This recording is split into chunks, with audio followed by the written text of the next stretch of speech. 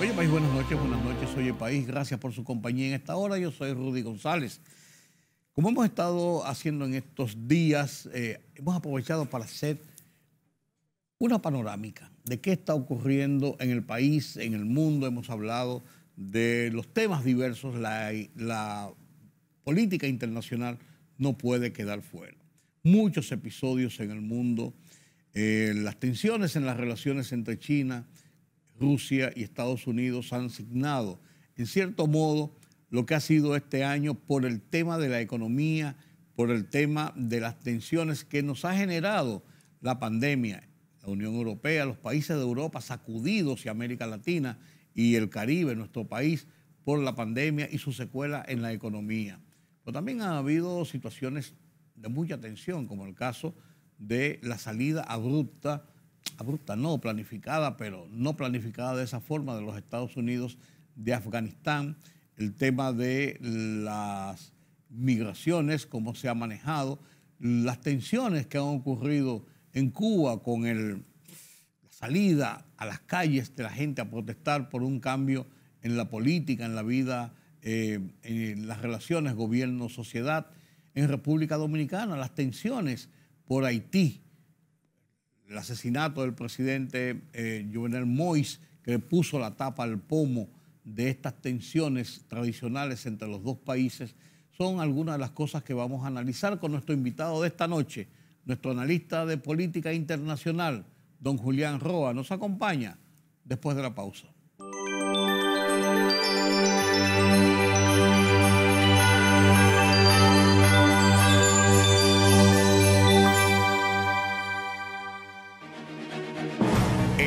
De la tarde, plural, objetivo, democrático, la verdad siempre. Con tres verdaderos profesionales del periodismo y la comunicación, Georgie Rodríguez, Juan TH y Rudy González. Los poderosos.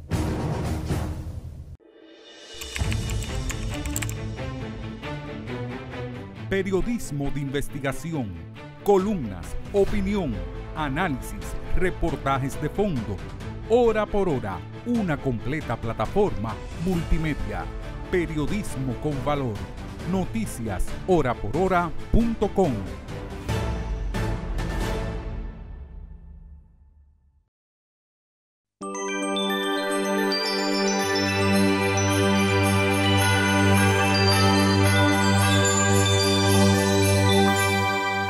Gracias por continuar con nosotros aquí en Oye País, como les decía en el bloque anterior.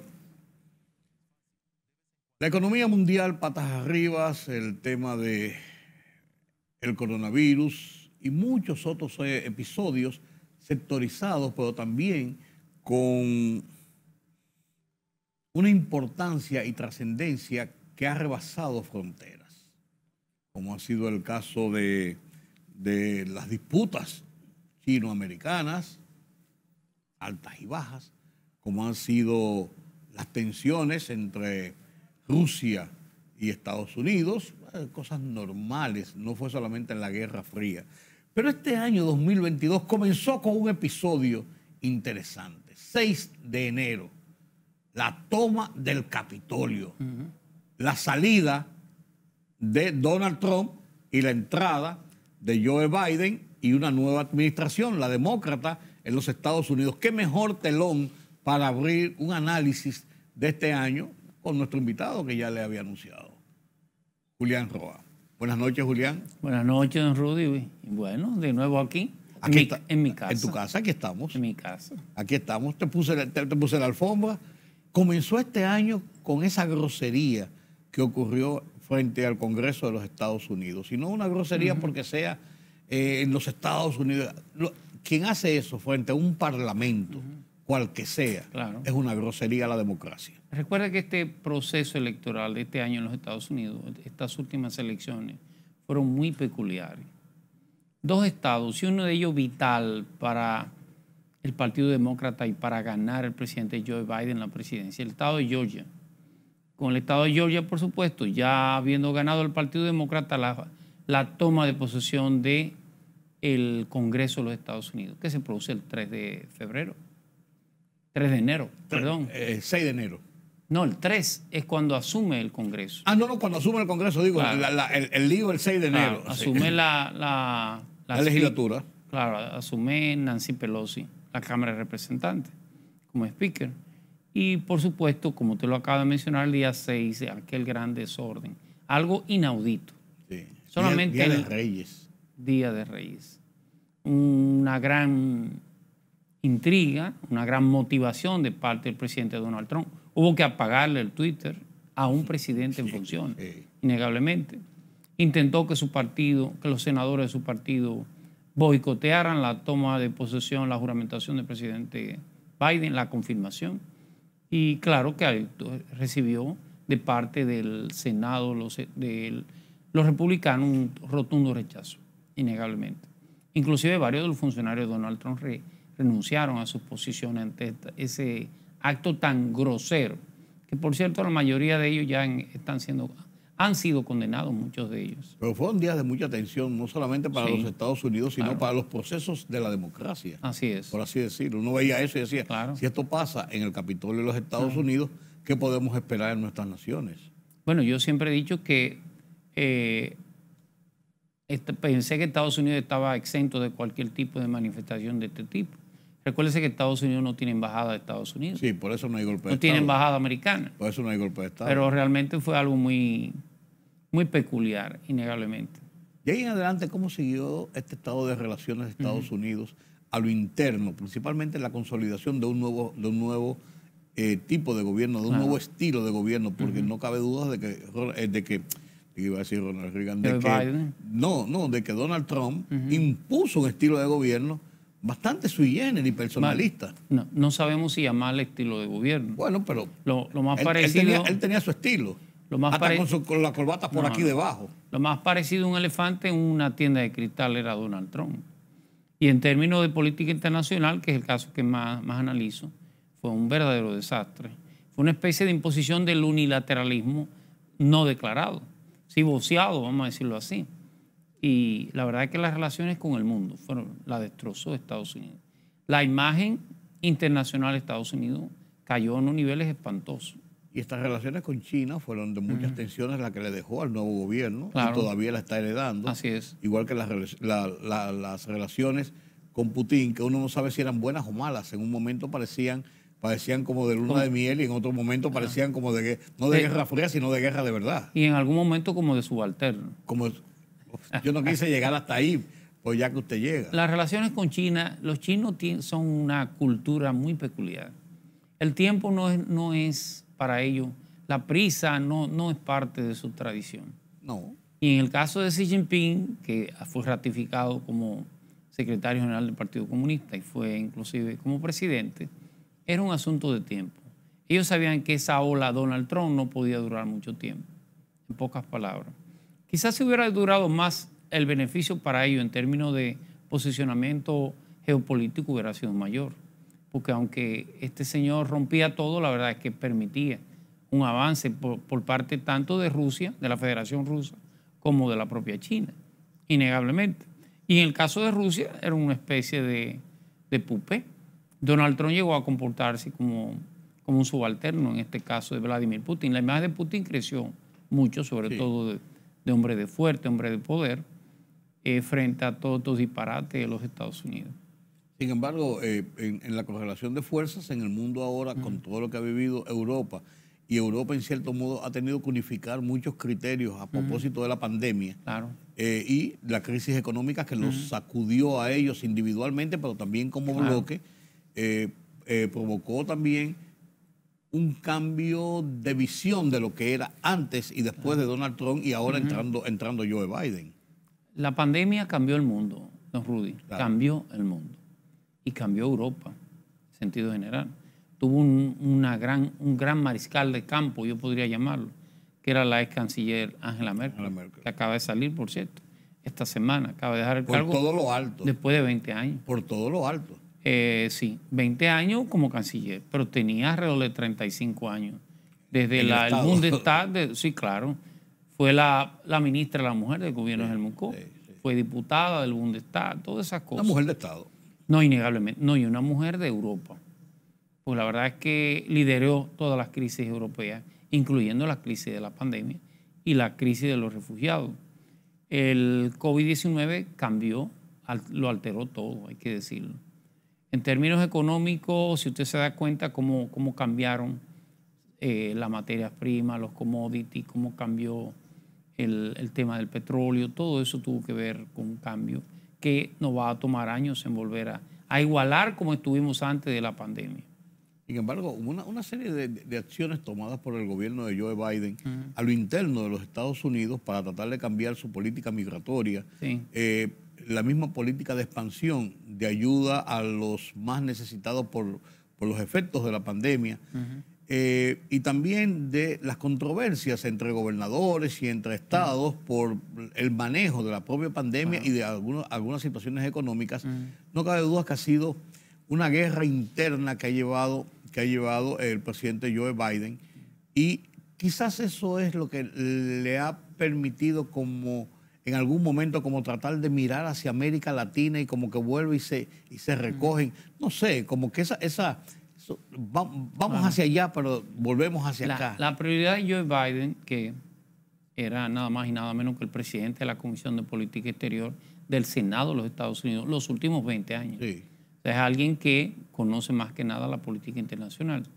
Y, por supuesto... Y al lado de Barack Obama, que fue un hombre que manejó la política internacional. Y antes de Barack Obama, inclusive de Bill Clinton. Sí. Pero con el presidente Biden tenía una tarea que le había dejado su antecesor, que era el caso de Kabul, el caso de Afganistán. De Afganistán. Sí, ahí yo quiero llegar porque eso fue... Se la tapa el pomo, claro, por así decirlo. Desde el final del gobierno de Barack Obama y ya con Donald Trump, Estados Unidos sabía que no tenía posibilidad de ganar en la guerra tribal en Afganistán. Y entonces optó por la opción de negociar una salida honrosa. Con Barack Obama se avanzó y luego con Donald Trump se le puso la tapa al pomo. Pues se le puso fecha incluso. Se le puso fecha y todo. Lo que Biden hace sencillamente darle cumplimiento a esos acuerdos. Y acuerdo con el Talibán, fundamentalmente. Todos los gobiernos provisionales que se intentaron insertar o sembrar como si fuera un injerto fueron un verdadero fracaso. La cultura afgana, la cultura pastún, es lo mismo que Afganistán y el Pakistán son los mismos pueblos. Esa cultura no tiene nada que ver con la democracia. Y no significa que sea ni mejor ni peor, sencillamente es distinto, totalmente. Y Afganistán, Biden terminó en unos días un poquito tormentoso, pero ya salió del tema de Afganistán, innegablemente. Sí, pues ha dejado ahí una situación que es mucho peor que la que tenía previo a estar Estados Unidos allí incluso. Sí, innegablemente, porque ha cambiado toda la correlación de fuerza de la zona. Ha debilitado al Pakistán, que en cierto modo, aunque su población es eminentemente musulmana y su raza es pastún, como le digo, es el mismo pueblo, quien decidió que existiera un Afganistán y un Pakistán fue Occidente, y que existiera un Bangladesh fue Occidente, no fueron ellos. A ellos lo dividieron, por lo tanto su población es la misma. Y necesariamente debilita la visión y la fortaleza del gobierno pakistaní con relación a la interpretación que tiene su pueblo del poder. Correcto. De una manera u otra, Afganistán va a ejercer ahora de manera inversa más presión sobre los gobiernos y los gobernantes en el Pakistán. Claro. Y con ese régimen talibán que nadie sabe de dónde viene ni para dónde va, por así decirlo. Pero es el extremo del Islam. Sí, por eso te digo que no sabe ni para dónde viene ni para dónde va. Así de dónde es. van a llegar, cualquier cosa puede pasar en esa zona. Pero también otro conflicto que ha sido ya casi terminando el año y que ha generado muchas tensiones internacionales en esa zona es el tema de Ucrania y las relaciones de Estados Unidos con Rusia, precisamente a propósito de Ucrania. Desde la conformación de la antigua Unión Soviética, hay que decirlo, la Unión Soviética fracasó no solamente por el sistema, era que estaba gobernando 15 repúblicas. Estaba gobernando cuatro abecedarios, para que usted tenga una idea. La famosa Unión de Repúblicas Socialistas Soviéticas. Estaba gobernando 15 repúblicas y más de 50 nacionalidades y 4 idiomas. Es más, 2 usos horarios inclusive dentro del propio territorio. Es el territorio más grande del mundo. Todavía lo sigue siendo la Federación Rusa, pero imagínense. Y entonces, de una manera u otra, hay una historia y una composición social diferente. Lo que son los rusos, que son eslavos, por ejemplo, a lo que son lo de Crimea, o lo que es la Ucrania, la ucranina, sí, como ellos le llaman. Es cierto que los ucranianos tienen más cercanía con Moscú que lo que podrían tener con Occidente, con la parte europea. Su población general es rusa. Es eslava en una gran parte, sí, pero no solamente es eslava. Ellos también tienen, y eso es lo que ha querido hacer en este caso Occidente, y ha sido una petición no solamente de Ucrania, sino inclusive de Kazajstán, que es una de las repúblicas más grandes de la antigua Unión Soviética. Es una especie de pared. La única manera que tiene Occidente de proteger todo lo que es la zona del Cáucaso, que son los grandes centros energéticos, incluyendo el gas natural y el petróleo, es usted democratizando esos dos países. Si democratiza a Kazajstán y democratiza a Ucrania de una manera u otra al modelo occidental, va a evitar esa presión soviética y esa hegemonía sobre el Cáucaso necesariamente. Pero ¿qué pasa? Muchos de los ucranianos quieren ser rusos, no ser independientes en algunos casos, pero el poder en Ucrania quiere formar parte de lo que es la Organización del Tratado Atlántico Norte, de la OTAN. Y Rusia entiende, la Federación Rusa entiende que eso sería un insulto. Es como ponerme el enemigo al lado de mi casa. Claro, claro. Entonces, de una manera u otra, no tienen por qué han sido las confrontaciones. Sí. Putin es un gran jugador de ajedrez. Es un gran de poker man, como le llaman. Sí. Es un gran jugador de póker. A veces crea una crisis y él trae la solución, pero la ha creado él. Recuérdense que Crimea fue parte de la Federación Rusa. Fue parte de la Federación. La adición a Moscú, la adición a Ucrania como una manera de conformar ese centro de poder en lo que es la zona del Mar Negro. Y la importancia de la salida al mar. De la salida al mar y, por supuesto, al Mediterráneo. Es una especie de geopolítica. Sí. Occidente juega a democratizarlo y a occidentalizarlo. Rusia juega a mantener la hegemonía sobre esos pueblos. Porque sería perder los grandes centros energéticos. Eso es correcto. Si salimos entonces ya de Europa, de Medio Oriente, de toda esa zona, necesariamente tenemos que entrar a América Latina, a nuestra América, que aquí sí tenemos cosas que analizar durante este año. Sí, pues vamos a hacerlo después de una pausa, ¿le parece, don Julián? ¿Cómo no? Permítame una pausa y a la vuelta seguimos conversando con Julián Roa, haciendo una panorámica de qué ha sido el 2021 en este mundo nuestro, sacudido por una pandemia y por una situación de inestabilidad económica además. Volvemos en breve.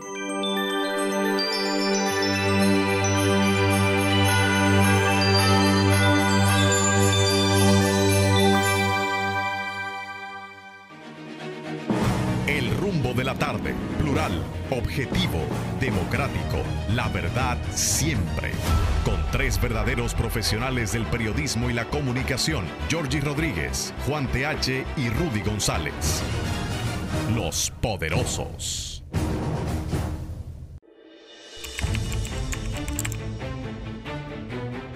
Periodismo de investigación, columnas, opinión, análisis, reportajes de fondo. Hora por hora, una completa plataforma multimedia. Periodismo con valor. Noticias horaporhora.com.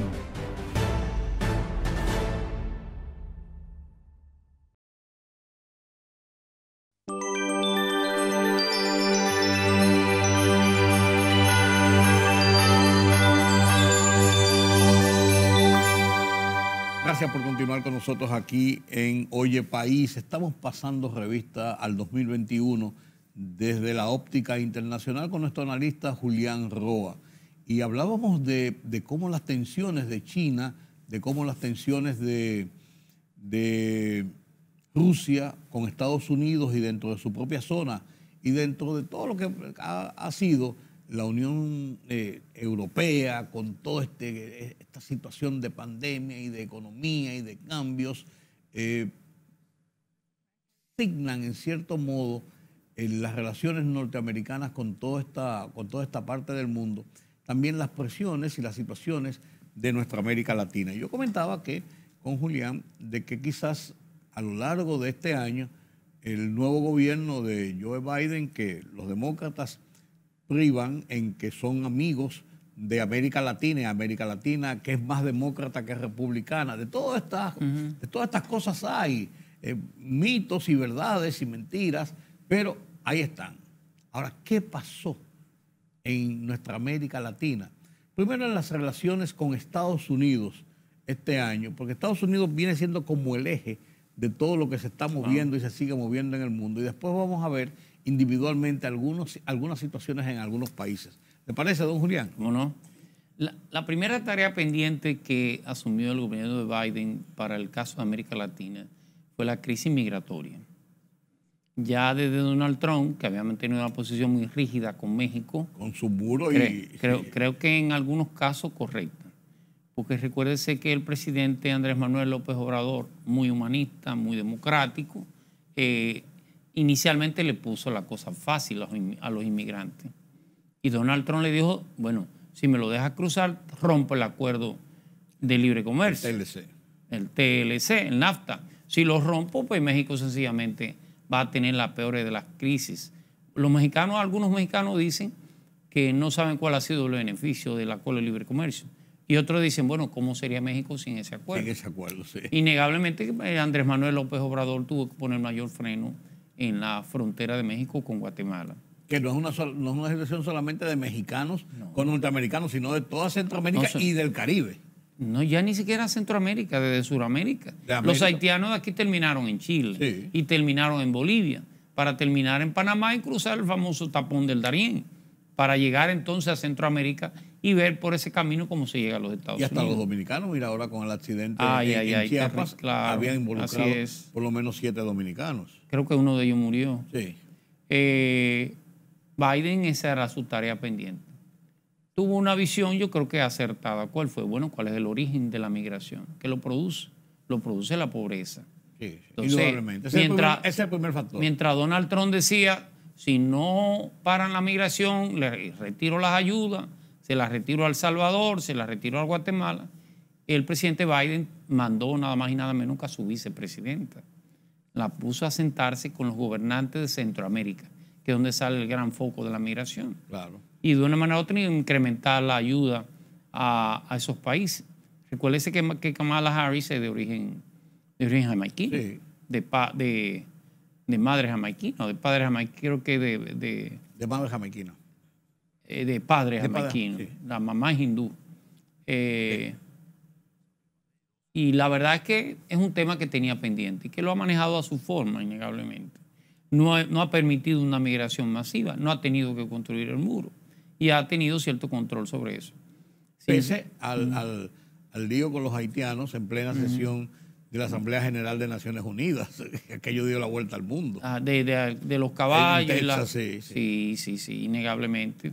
El Río Bravo. Sí, por ahí. Fue un episodio terrible. Déjeme decirle que muchos de esos haitianos hacía 5 años que habían salido de Haití. Sí. Se fueron a Chile, duraron 1 año en Chile, entonces se fueron a Bolivia, terminaron 5 años en un periplo. Y Estados Unidos ha deportado en este gobierno de Joe Biden más de 30,000 haitianos, un vuelo diario de indocumentados haitianos, de todo Centroamérica, innegablemente. Significa que uno de los temas pendientes era el tema migratorio, que no lo ha resuelto, innegablemente. No. Claro que no lo ha resuelto. Sigue siendo un tema importante. Y después de eso vemos cómo en el devenir de todos estos meses hubo situaciones de tanta tensión, como el caso de Colombia, con la imposición de una reforma fiscal.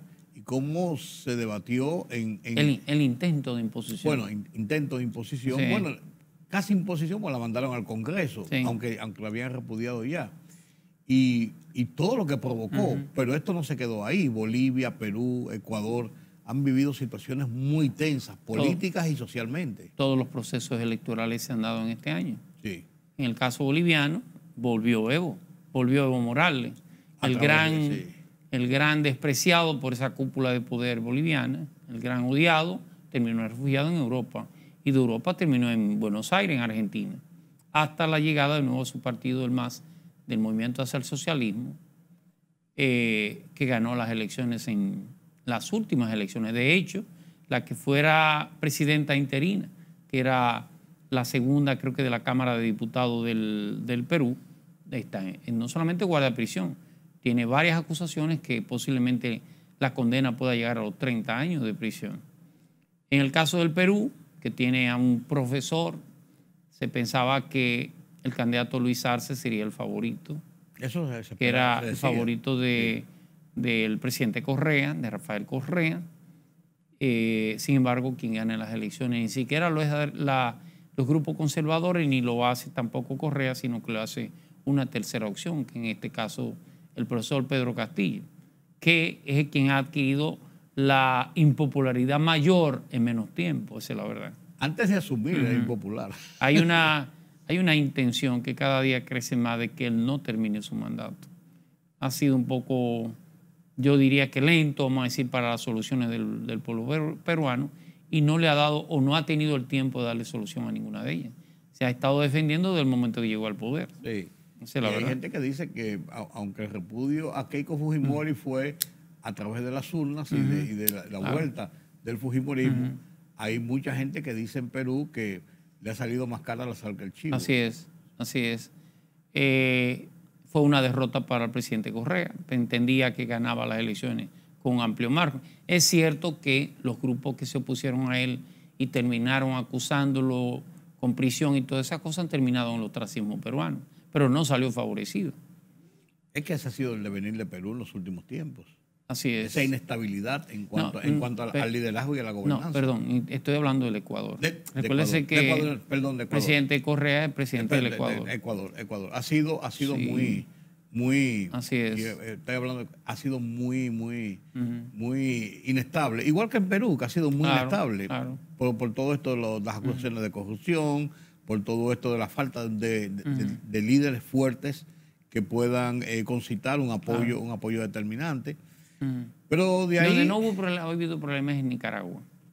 No, en Nicaragua no ha habido ningún problema. En Nicaragua todo lo ha resuelto Ortega. Las elecciones fueron un plebiscito. Sí. Claro, él tuvo preso a todo su contrincante. Y la señora Murillo, o doña Rosario Murillo, es ley, batuta y constitución no solamente en casa, sino en la presidencia. Usted no sabe si juega el papel de vicepresidenta algunas veces, de chamán en otra, de bruja en otra.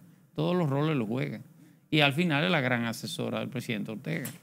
Pero ha sido una grosería lo que ha ocurrido en Nicaragua. Sí, innegablemente. Sí, una grosería muy fuerte. Y tratar de quedarse en el poder de esa forma después que el pueblo, que Centroamérica, que el mundo aplaudió la salida de los Somoza y subiera el Frente Sandinista de Liberación, y aunque con sus imperfecciones, pero la gente decía era mejor que la dictadura. Sí, innegable. Y entonces cuando surgió Violeta Chamorro, dijeron, bueno, hay opciones. Se puede. Déjeme decirle que es un gobierno social. El gobierno de Ortega no tiene, la fortaleza no es solamente en base a la fuerza, tiene un gran apoyo popular. Lo que hizo Chávez en sus inicios. Exactamente, pero sencillamente anuló a todo el que pudiera ser candidato. Claro, pero así el sistema no funciona. No, lo que es manera. Bueno de una forma, no lo es bueno de otra. Ha sido extremadamente grosero ya ganando las elecciones. Claro, y la forma de hacerlo, encarcelándolo a todo opositor, no importa si son políticos o no, todo el que se atrevía a abrir la boca contra él, de una forma que se llevó el mundo por delante. Terminó en la cárcel. Y de ahí salimos a Cuba. Las protestas de La Habana. Bueno, por primera vez hay protestas de esa naturaleza, y pareciera que el gobierno ha podido lidiar con el tema y que ha podido controlar que eso se siguiera.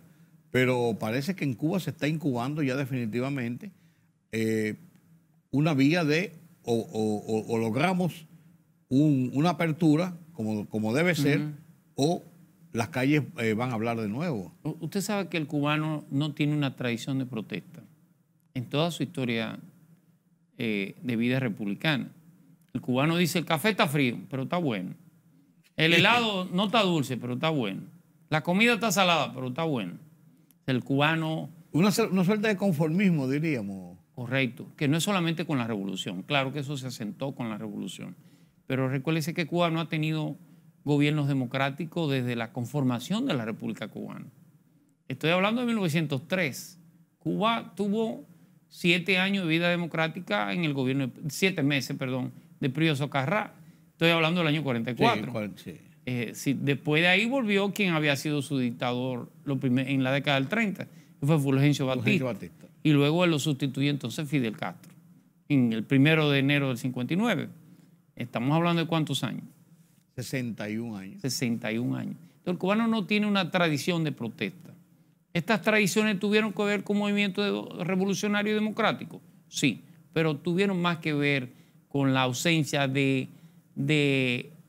mínimo vital, como dirían algunos jueces. El mínimo vital, o sea, el mínimo para comer, el mínimo para... Ellos han comido con mínimo siempre, pero no del mínimo.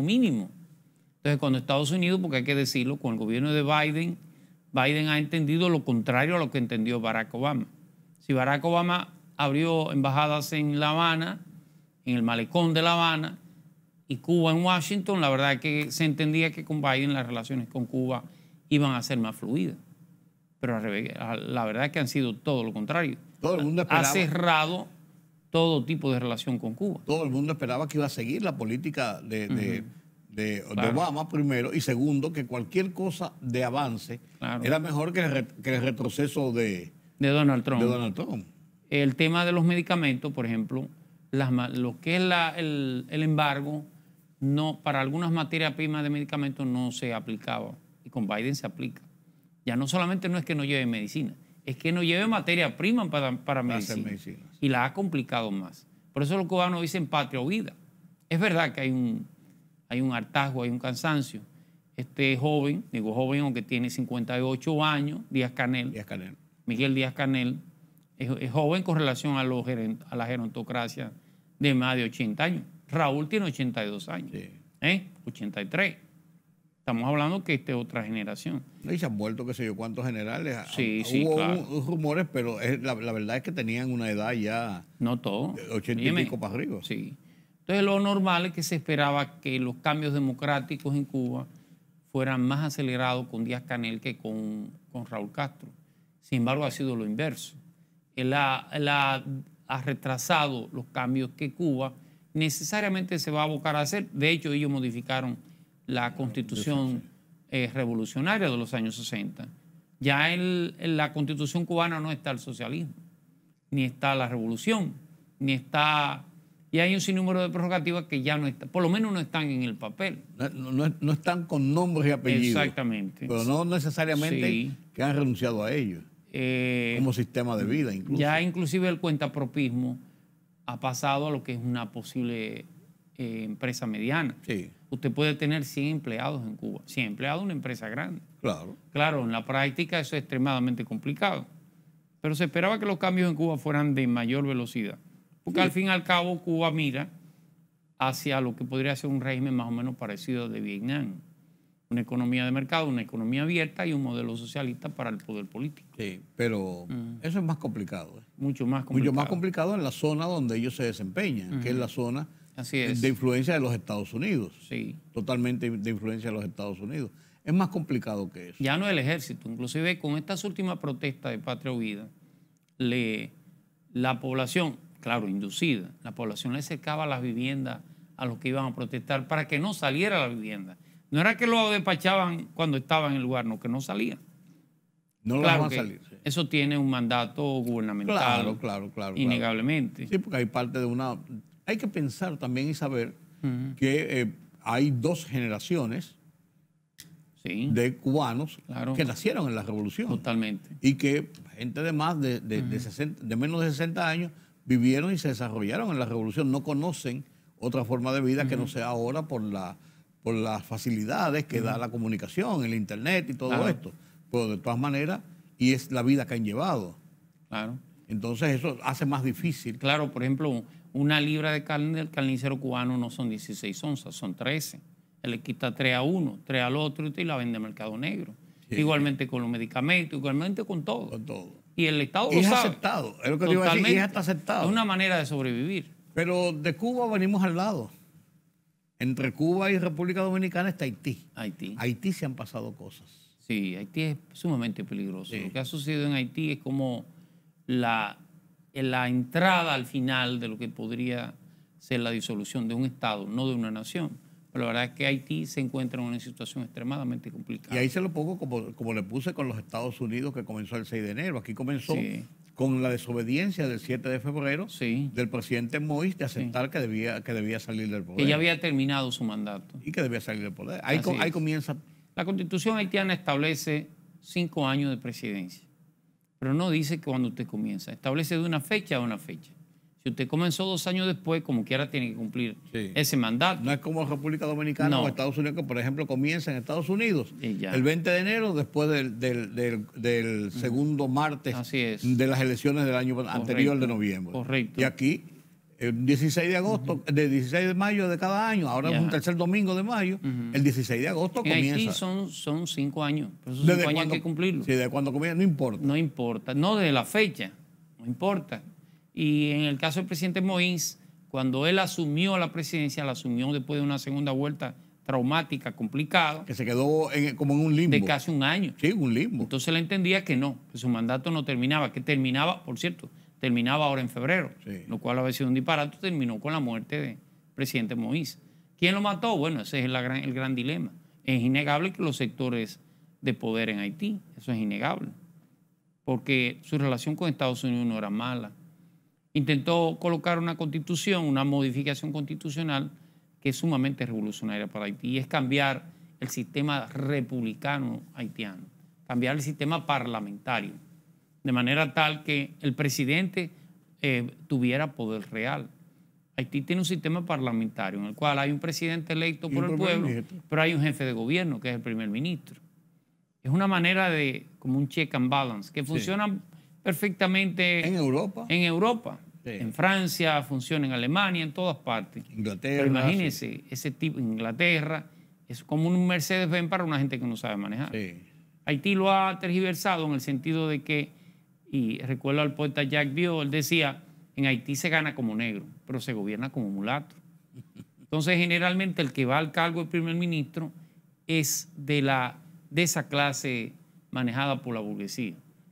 Y él, al fin y al cabo, quien hace el gobierno.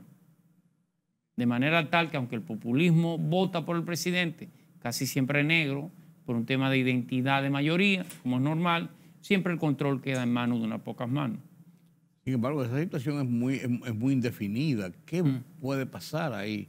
Porque todavía comenzamos el año con esta posición de continuidad en el poder, pese a las presiones de que concluya su mandato, y terminamos el año con un mismo cúmulo de presiones y situaciones y ambivalencias e incertidumbres sobre Haití. Bueno, ya en términos de la unidad o la unicidad del poder en Haití se ha perdido totalmente. Lo que es la policía, el ejército ni hablarlo, pero que la policía no ejerce ninguna influencia. Se han creado unas bandas paramilitares, unas bandas delincuenciales que lo controlan todo. Usted dirá, ¿de dónde surgen las bandas? ¿Surgen de algo espontáneo? No. Todo el que tuvo algún tipo de recurso para ejercer presión política terminó contratando a los bandoleros de la calle y suministrándole armas. Claro que después que obtuvo su resultado o no, esas armas no volvieron a jamás. Claro, y se constituyeron en su ellos se han fuerza. Terminado constituyendo en una fuerza de poder. Que algunos obedecen a sectores de poder, pero otros son autónomos, por un lado. Y por el otro, tiene la cúpula del poder en Haití extremadamente dividido. El caso del primer ministro Henry, que fue de Claude José, que fue el primer ministro de Moïse. Moïse lo destituye y antes del mes de haberlo destituido tenemos la muerte de Moïse. Y él sigue en el cargo, aún con el nombramiento de Ariel Henry como primer ministro. O sea, el poder está muy fragmentado. ¿Qué me preocupa? La comunidad internacional no quiere mirar hacia Haití. ¿Por qué? Porque ha sido, claro, hay otros intereses, pero la verdad es que Haití ha sido un barril sin solución. Se han implementado todas las fórmulas que se hayan podido implementar y ha sido un fracaso. Yo tenía un profesor un poquito jocoso y cruel que decía que la manera de poner a dos haitianos de acuerdo era matando uno. Cruel, ¿no, verdad? Muy cruel. Demasiado. Pero la verdad es que es muy complicado Sí. colocar a los haitianos de acuerdo, y sobre todo por el interés nacional, por el interés general. Siempre hay que repartir los beneficios de lo que sea entre los grupos que ejercen el poder. Desde la ocupación norteamericana en 1914 hasta el día de hoy, no ha habido manera de cómo poder ayudar a esa sociedad. Y la verdad es que la comunidad internacional, con los Estados Unidos a la cabeza, que fue y me envió un subsecretario adjunto a Haití a decir que Haití resuelva su problema. Que la comunidad internacional no va a intervenir. Fue un mandato a la OEA, prácticamente, que le dio. Precisamente en el momento que tenía secuestrado nada más y nada menos que, creo que 17 norteamericanos y canadienses. Creo que han soltado 2 o 3. Sí, han soltado 5. Pero todavía siguen secuestrados los demás.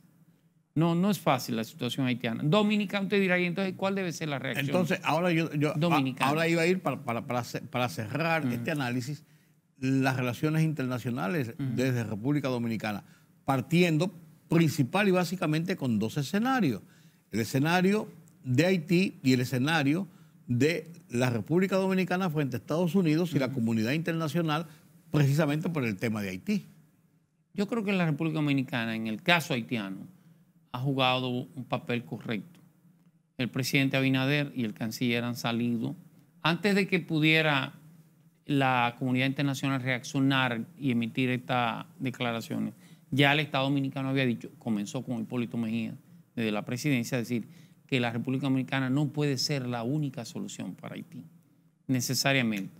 El presidente hizo un periplo, inclusive, y en su discurso que tuvo en la Organización de Naciones Unidas, eso fue parte del discurso, que la comunidad internacional vaya en ayuda de Haití, porque necesariamente la reacción de Haití ante la imposibilidad de resolver su problema tendrá que ser migrar.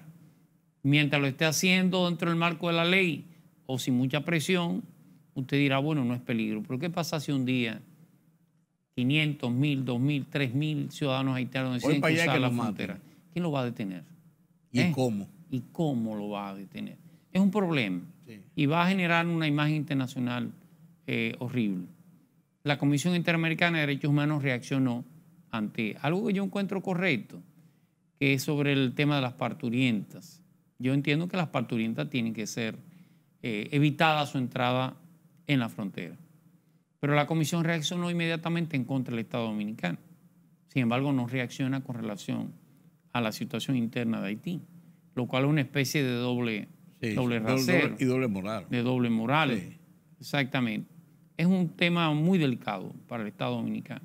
¿Ha jugado la República Dominicana un papel correcto en el plano internacional de cara a una multiplicidad de situaciones? Yo creo que sí. Claro, la República Dominicana ha jugado un papel osado, agresivo, no tradicional. En el caso de Nicaragua, desde que el presidente Ortega comenzó los primeros apresamientos, el canciller nuestro reaccionó. No reaccionó la organización de la OEA, reaccionó el canciller dominicano y emitió declaraciones que me imagino, y estoy presumiendo, que tenían la anuencia del presidente de la República. Lógico.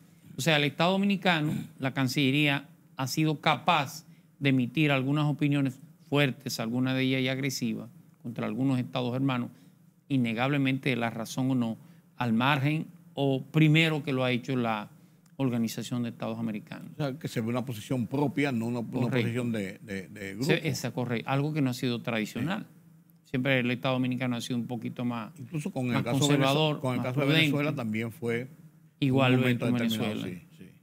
Sí. Muy distinto a lo que había sido la política exterior anterior, que era de cooperación, de conciliación, de buscar la manera de cómo nosotros jugamos un papel de árbitro. No, en este caso pasamos a apoyar al Grupo de Río, a ser uno de los voceros más agresivos de ese Grupo de Río. Que, de hecho, conforma una situación que uno ve esos organismos en paralelo que se fueron creando y como se han ido disminuyendo, quizás por la misma situación de ambivalencia en esos países, principalmente andinos, en el caso de que Ecuador, de Bolivia, de Perú, que hemos analizado. Eso ha contribuido a bajar las presiones y también la salida de Evo Morales y de Correa Sí. del eje de lo que llamaban el eje del mar, por así decirlo, y de la misma Cristina Kirchner, que está ahí, pero no está en ese sentido. Quizás... hay un tema que usted ha olvidado, el caso de Chile. Sí, no, pero digo, eso lo vamos a ver, pero lo que te quiero decir, en ese sentido la República Dominicana ha salido más como país. Sí. Que es lo que tú decías, más como país, a fijar posiciones como país que posiciones porque están contempladas dentro de un organismo, en este caso la OEA. Ha sido una posición más cercana a los Estados Unidos, debo decirlo. Pero más directa. La política nuestra se asimila más a los planteamientos de Washington. Usted dirá, bueno, ¿es correcto o no? No lo sé. Pero es un cambio de política, es un cambio de imagen. Sí, innegablemente. Y desde la República Eso Dominicana. tendrá un objetivo Sí. y tendrá una meta, una misión. Pero recuerde que inclusive con este gobierno el canciller llegó a manifestar y a hacer ver lo importante que es coincidir o tener algún tipo de afinidad con los planteamientos de Washington. ¿Y tú me mencionabas Chile? Bueno, sí, el caso chileno. Y el caso, en el caso de Chile, que recuérdese las protestas en Chile, en Santiago o Valparaíso y todo Chile, en el cual prácticamente la gente salió a protestar. Salió a protestar por múltiples razones, como ellos dicen. Bueno, por eso una famosa constitución del año 2000, ¿no, verdad? Del año 84, perdón, que era aquella famosa constitución de Pinochet que se mantiene todavía.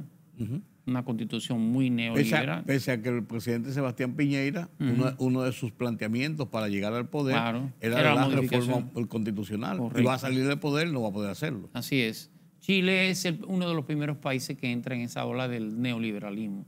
De hecho, es el modelo neoliberal en un periodo de crisis. En el periodo donde las izquierdas tomaban poder, Chile se erige, claro, desgraciadamente después de una dictadura o dentro de una dictadura. Comenzó con la dictadura, con los Chicago Boys. Augusto Pinochet comienza a generar un modelo económico que fue exitoso en ese tiempo. Y fue exitoso en base a violaciones de derechos humanos, sobre todo. Pero ese modelo de Chile... imposiciones. Claro. Es como si ese bienestar o el poco bienestar que pudo haber generado ese modelo, el chileno entiende que tiene que haber una segunda ola de reforma.